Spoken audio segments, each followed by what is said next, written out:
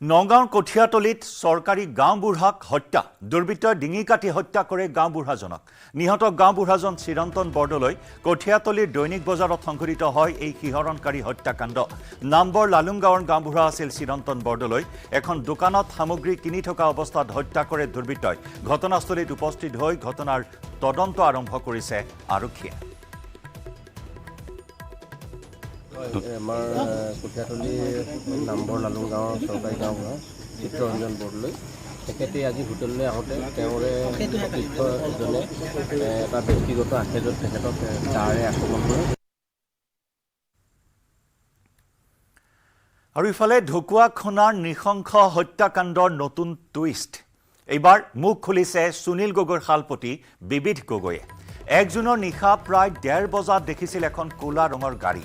হাতিয়াৰ পৰা ওলাই আহিছিল গাড়ীখন ইটাখুলি কচুৱানী সংযোগী গড়কাপ্তানী পথত প্ৰত্যক্ষ কৰিছিল কোলা ৰঙৰ গাড়ীখন ঢকুৱাখনা কোনফালে যায় বুলি সুধিছিল চালকজনে নিশা ঘটনাৰ খবৰ পাই পত্নী কন্যাৰ সৈতে সুনীল গগৈৰ ঘৰলৈ গৈছিল বিবিধ গগৈ বিগত 48 দিনে ভেদ হোৱা নাই এই ঘটনাৰ ৰহস্য জাহাংগীৰৰ চিহ্নমুণ্ড ক'ত গ'ল সুনীল গগৈ ক'ত গ'ল সুনীল গগৈ জীয়াই থকা বুলি ইতিমধ্যে CIDয়ে সদৰি কৰিছে কিন্তু তাৰ পিছতো সুনীল গগৈৰ কোনো সন্ধান এই মুহূৰ্তলৈকে উলিয়াব পৰা নাই আৰু তেনে সময়তে এই ঘটনাৰ এটা নতুন টুইষ্ট সন্মুখলৈ আহিছে সুনীল গগৈৰ শালপতি বিবিধ গগৈৰ মুখ খুলিছে বিবিধ গগৈ দিয়া তথ্য অনুসৰি 1 জুনৰ নিশা প্ৰায় 1:30 মান বজাত প্ৰত্যক্ষ কৰিছিল এখন কোলা ৰঙৰ গাড়ী হাপতিয়াৰ পৰা ওলাই আহিছিল গাড়ীখন ইটাখুলি কচুৱানী সংযোগী গড়কাপ্তানী পথত প্ৰত্যক্ষ কৰিছিল গাড়ীখন ঢকুৱাখনা কোনফালে যায় বুলি সুধিছিল চালকজনে আৰু নিশাৰ ঘটনাৰ খবৰ পাই পত্নী কন্যাৰ সৈতে সুনীল গগৈৰ ঘৰলৈ গৈ থকা অৱস্থাত প্ৰত্যক্ষ কৰিছিল গাড়ীখন আজি 48 দিন ধৰি ভেদ হোৱা নাই এই নৃশংস হত্যাকাণ্ডৰ ৰহস্য ইটাখুলি কালভাৰটো পাই তাতে মই এখন গাড়ী লগ পাইছিলোঁ হয় গাড়ীখনে মোক সুধিছে ঢকুৱাখনা কেনি যায় ঢকুৱাখনা কেনি যায় বুলি কওঁতে মোক এয়া পালেই আৰু অলপ গৈ বাওঁহাতে ঘূৰি দিলে ঢকুৱাখনা পাব সেইবুলি কৈ মই গুচি গ'লোঁ জেগালৈ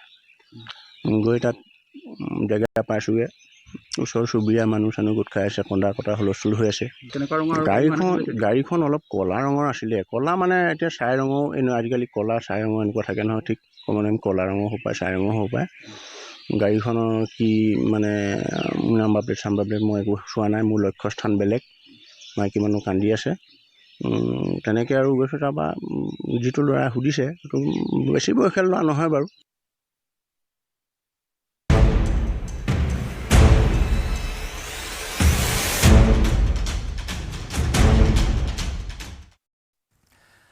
আৰু যি আশংকা কৰা হৈছিল আলুৰ দাম বৃদ্ধি পাব বুলি আৰু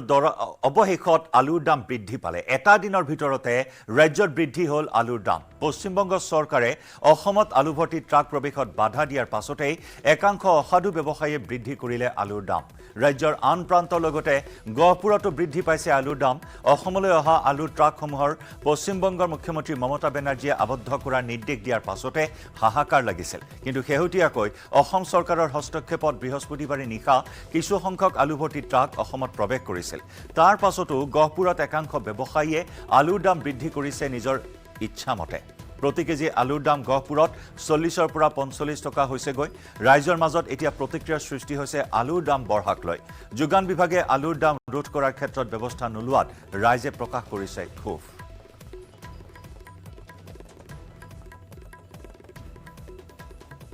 আৰু গহপুৰৰ বজাৰত আলুৰ দাম এনেদৰে হুৰাহুৰে বৃদ্ধি পোৱাত ৰাইজৰ মাজত প্ৰতিক্ৰিয়াৰ সৃষ্টি হৈছে গহপুৰৰ বজাৰৰ পৰা আগবঢ়াম আমাৰ সাংবাদিক পলাশ ফুকনৰ বিশেষ ৰিপৰ্ট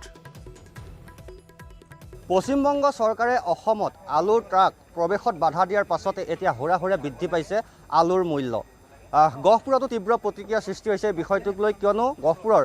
ভিতৰুৱা অঞ্চলসমূহত 40ৰ পৰা 45 টকা পৰ্যন্ত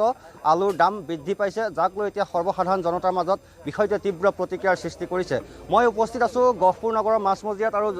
যথেষ্ট সংখ্যক মোৰ সৈতে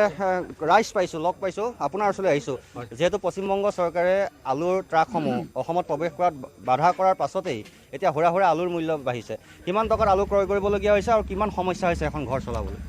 এতিয়া আমি বহুত কষ্ট পাইছোঁ আমি বহুত দুখীয়া লেভেলৰ মানুহ আমাৰ কোনো চৰকাৰী চাকৰি নাই বা কোনো ইমান ডাঙৰ হেৰিও নাই প্ৰপাৰ্টিও নাই এতিয়া আমি 50 টকা কিলোকে মানে এইটো আলু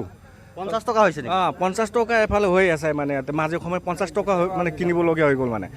আৰু লগতে কোনো এটা বাজেট নাই তাত মানে কোনো চৰকাৰৰ তাত মানে একটা নিৰ্দিষ্ট বাজেট কৰি মানে দিব লাগে আমাক নিয়ন্ত্ৰণ নাই যোগান বিভাগৰ। নাই আৰু লগতে মানে মূল্য বৃদ্ধিৰ ভিতৰত এতিয়া আমি বহুত মানে দুখ কষ্ট পাই আছোঁ আপোনাৰ লাইটৰ বিলৰ পৰা তাত মানে ইমান লাইটৰ বিলটো আহে মানে এতিয়া হাৰাশাস্তি পাই আছোঁ আমি মানে এতিয়া থাকিবলৈ কামে কৰিম নে ক'ৰ পৰা খুৱাম নিজৰ পৰিয়ালটো এতিয়া আপোনাৰ ধৰক ল'ৰা ছোৱালী আছে বাচ্চাবিলাক আছে সিহঁতক পঢ়াব লাগে লিখাব লাগে এইটো খৰচা ক'ৰ পৰা কৰিম এতিয়া আমি ক'ৰ পৰা কৰিব বহু সমস্যা আছে যেতিয়া পাকঘৰত আপোনালোকৰ গৃহিণীয়ে এতিয়া আলু ৰান্ধিব লাগিব সেই আলু আপুনি কিন্তু 40-45-50 টকা পৰ্যন্ত বুলি কৈছে আগৰ ব্যক্তিজনে কিনিবলগীয়া হৈছে গতিকে এখন ঘৰ চলোৱাত কিমান সমস্যা সেইটোতো আলুৰ বৃদ্ধি বঢ়াৰ কাৰণে অলপ সমস্যা হৈছে আৰু আলু মাত্ৰ নহয় আৰু শাক পাচলি ঢেৰ এইবিলাকৰ দামো বেছিকৈ হ'ল সেইকাৰণে কম উপাৰ্জনত চলিবলৈ সমস্যা হৈ পৰিছে নেকি হয়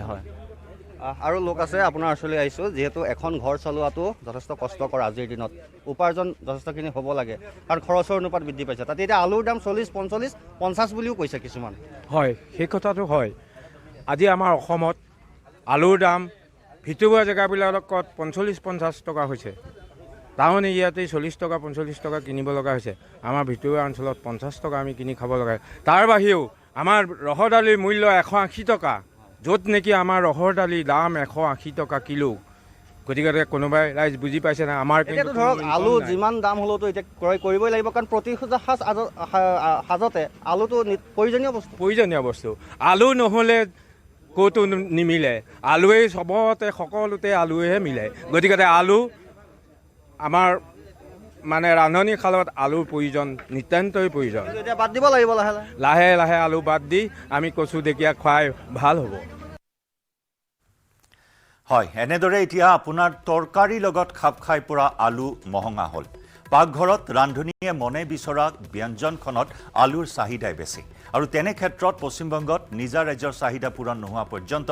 বহিৰাজ্যলৈ বন্ধ কৰা হৈছে আলুৰ ৰপ্তানি ইয়াৰ প্ৰভাৱ অসমত এনেদৰে পৰা পৰিলক্ষিত হৈছে ধেমাজিৰ বজাৰতো আলুৰ পাইকাৰী মূল্য কুইণ্টলে প্ৰতি 2800 টকাৰ পৰা 3000 টকা হৈছেগৈ গ্ৰামাঞ্চলৰ খুচুৰা বিক্ৰেতাই গ্ৰাহকক বিক্ৰী কৰিছে কেজিয়ে প্ৰতি 34 টকা 38 টকা ঠায়ে ঠায়ে 40 টকা পাইছেগৈ এই ক্ষেত্ৰত ধেমাজি জিলা প্ৰশাসন কিংবা যোগান বিভাগৰ কোনো নিয়ন্ত্ৰণ নাই পাইকাৰী বিক্ৰেতাৰ ক্ষেত্ৰত গ্ৰাহক তথা জনসাধাৰণে কি দৰত সামগ্ৰী ক্ৰয় কৰিছে সেই কথাৰ ভ্ৰূক্ষেপ নাই বিয়াগম যোগান বিভাগৰ এই ক্ষেত্ৰত গ্ৰাহক তথা সচেতন ৰাইজে প্ৰশাসনক ব্যৱস্থা গ্ৰহণৰ বাবে আহ্বান জনাইছে